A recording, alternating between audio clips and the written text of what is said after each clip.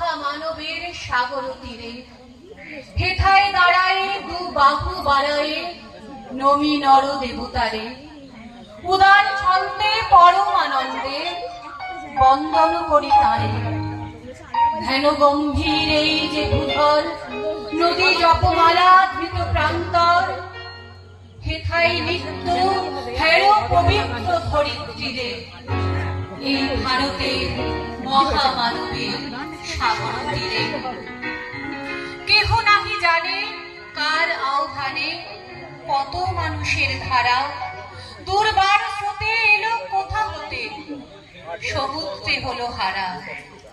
হেথায় আর্য হেথা অনার্য হেথায় দ্রাবিড় জিন শক হুন দল পাঠান মোঘল এক দেহে হলো লীন।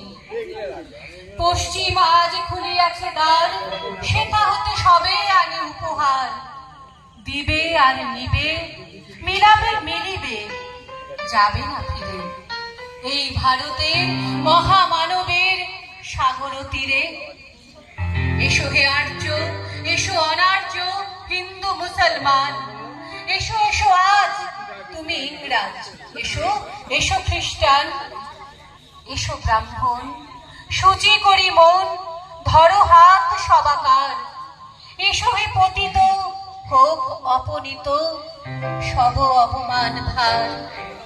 মার অভিষেকে এসো এসো তরা মঙ্গল ঘট হয় নিজে ভরা সবার পরশে পবিত্র এই ধরিত্রীরে এই ভারতের মহামানবের সাগর তীরে। রবীন্দ্রনাথের একটি কবিতা আজকের দিনে হয়তো খুবই প্রাসঙ্গিক। আমরা ভারতবাসীরা সবাইকে নিয়েই চলতে ভালোবাসি, তাই আমরা সবাইকে আহ্বান জানাচ্ছি রবীন্দ্রনাথের সেটাই ইচ্ছা, তাই রবীন্দ্রনাথের একটি কবিতা আপনাদের শোনালাম। পরবর্তীতে ডেকে নেব